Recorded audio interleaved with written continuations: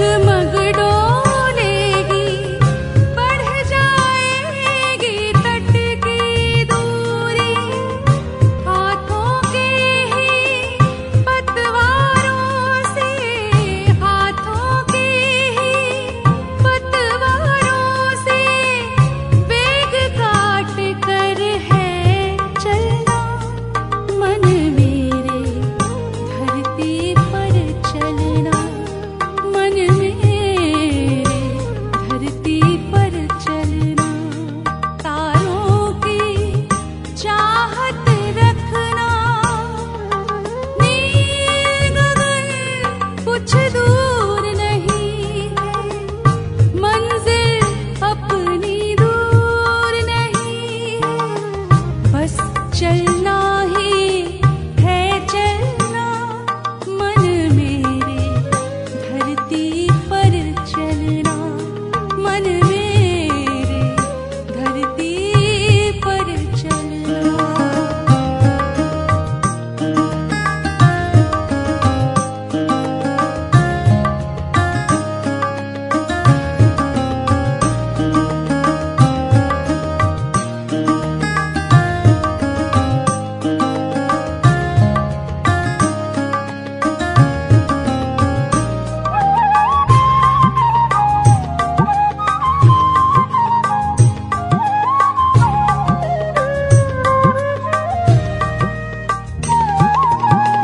चलते चलते आ जाएंगे राहों में पर्वत भारी,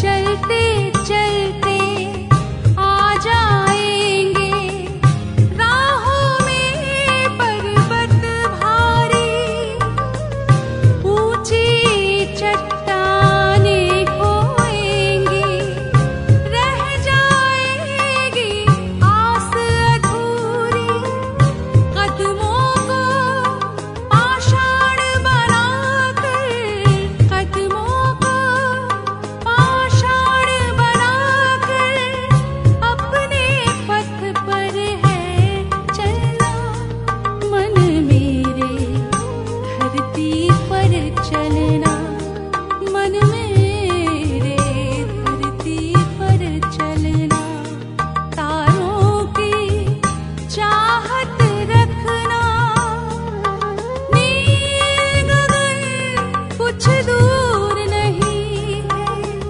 मंजिल अपनी दूर नहीं है, बस चलना ही है चलना, मन मेरे धरती पर चलना, मन मेरे धरती पर चलना।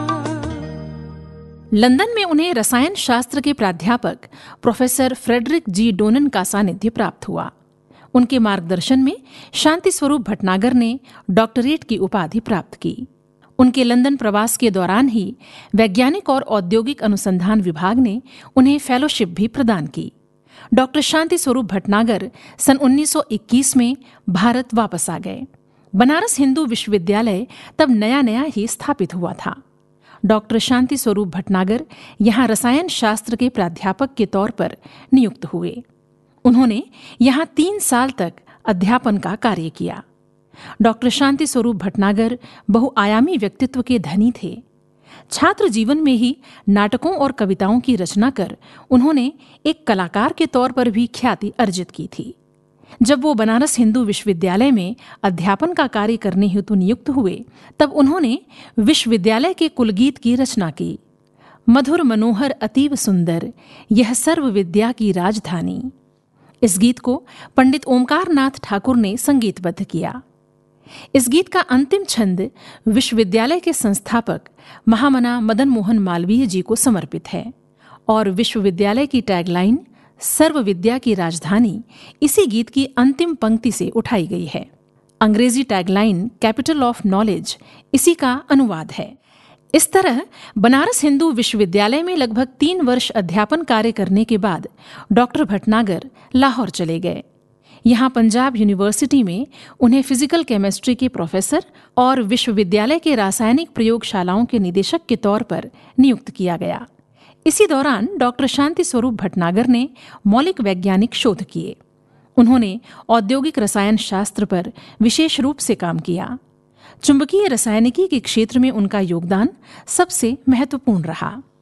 सन 1928 में उन्होंने के.एन. माथुर के साथ मिलकर Bhatnagar Mathur magnetic interference balance का आविष्कार किया। आधुनिक रसायन विज्ञान के क्षेत्र में ये भारत की महत्वपूर्ण उपलब्धि थी। इस तरह डॉक्टर शांति स्वरूप भटनागर ने भारत भूमि की कीर्ति पूरी दुनिया में फैलाई।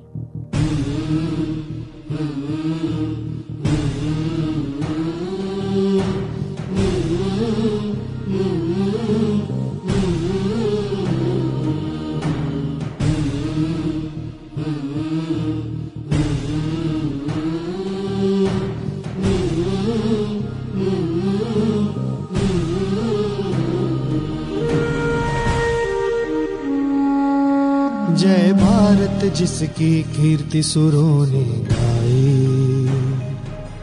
हम हैं भारत संतान करोड़ों भाई। जय भारत जिसकी कीर्ति सुरों ने गाई,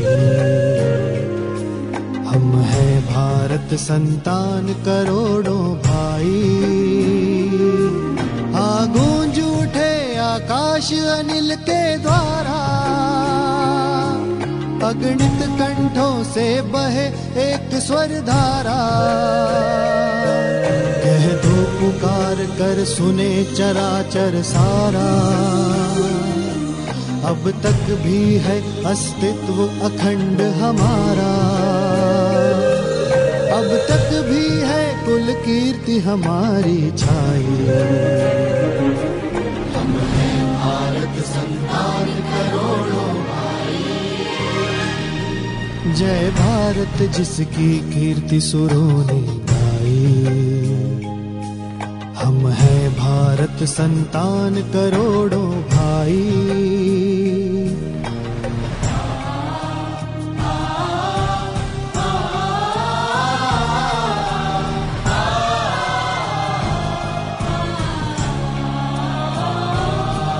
बस इसी दिशा में प्रथम प्रकाश हुआ था,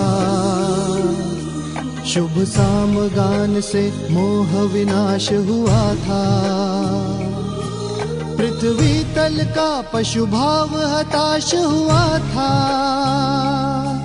मानव कुल में मनुजत्व विकास हुआ था। हमसे जीवन की ज्योति जगत ने पाई। हम हैं भारत संतान करोड़ों भाई। जय भारत जिसकी कीर्ति सुरों ने गाई, हम हैं भारत संतान करोड़ों भाई।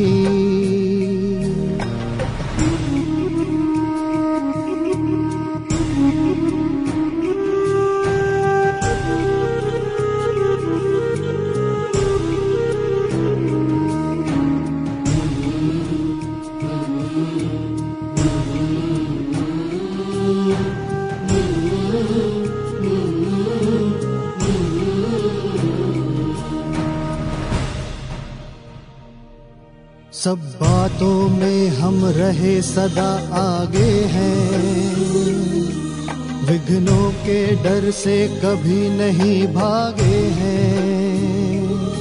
सदियों तक सोए किंतु पुनः जागे हैं, अभी हमने निज भाव नहीं त्यागे हैं। फिर बारी है संसार हमारी आई। हम हैं भारत संतान करोड़ों भाई। जय भारत जिसकी कीर्ति सुरों ने गाई, हम हैं भारत संतान करोड़ों भाई। जय भारत जिसकी कीर्ति सुरों ने गाई, हम हैं भारत संतान करोड़ों भाई। भारत की आजादी के बाद डॉक्टर शांति स्वरूप भटनागर के मन में देश के वैज्ञानिक विकास का सपना पल रहा था।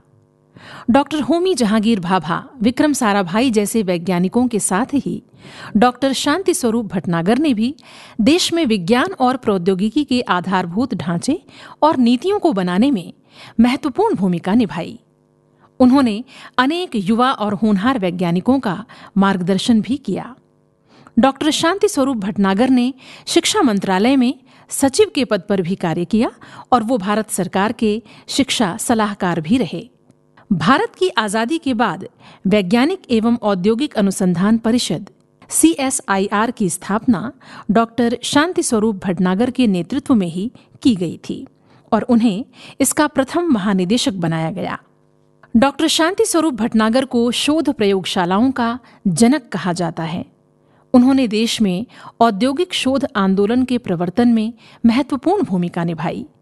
उनके नेतृत्व में भारत में कुल 12 राष्ट्रीय प्रयोगशालाओं की स्थापना की गई। जिस CSIR की स्थापना उन्होंने की, वो आज वैश्विक पटल पर विज्ञान और प्रौद्योगिकी के विविध क्षेत्रों में भारत का नेतृत्व कर रहा है।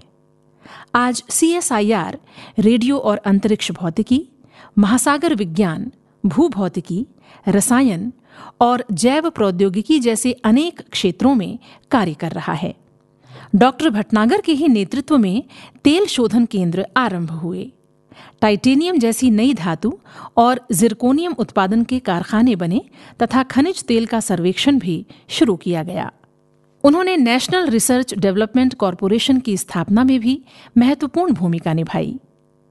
डॉक्टर शांति स्वरूप भटनागर के महत्वपूर्ण योगदान को देखते हुए भारत सरकार ने उन्हें पद्म भूषण सम्मान से अलंकृत किया।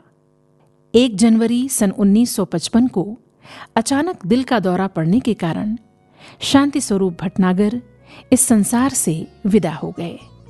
उनके सम्मान में वैज्ञानिकों के लिए डॉक्टर शांति स्वरूप भटनागर पुरस्कार की स्थापना की गई।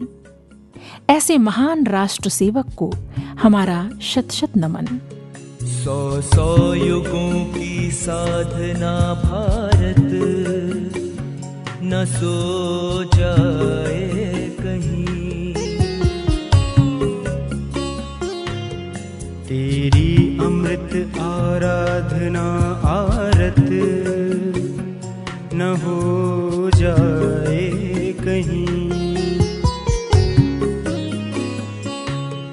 100 युगों की साधना भारत न सो जाए कहीं, तेरी अमृत आराधना आरत न हो जाए कहीं।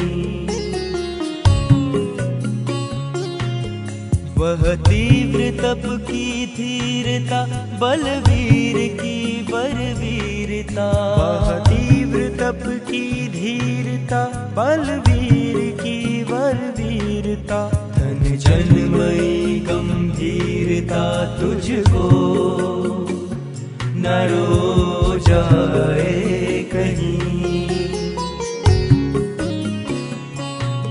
100 युगों की साधना भारत न सो जाए कहीं।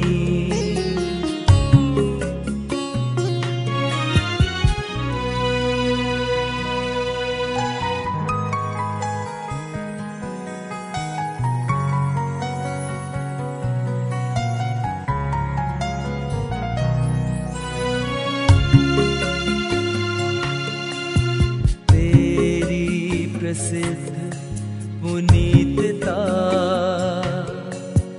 वह शील पूर्ण विनीतता, तेरी प्रसिद्ध पुनीतता, वह शील पूर्ण विनीतता, वह बुद्धि की विपरीतता, अब विष न बो जाए कहीं, पर बुद्धि की विपरीतता अब विष न हो जाए कहीं। सौ सौ युगों की साधना भारत न सो जाए कहीं। सौ सौ युगों की साधना भारत न सो जाए कहीं।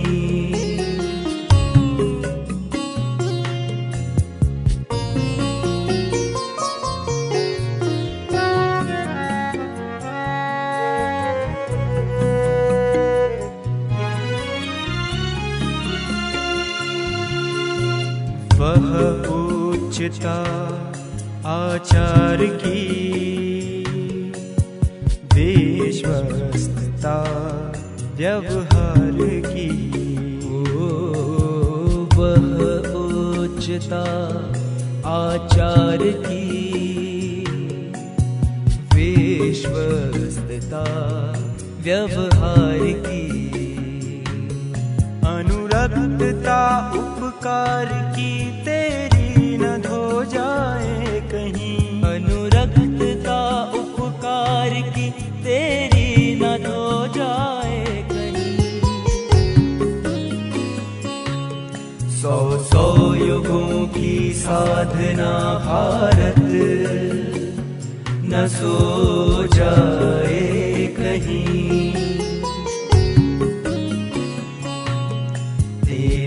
अमृत आराधना आरत न हो जाए कहीं।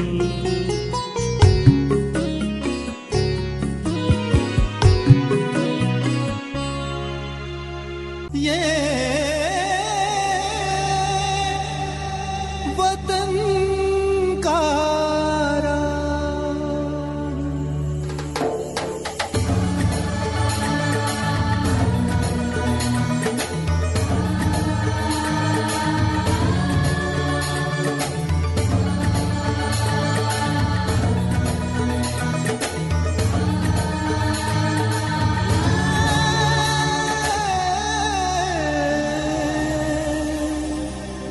वतन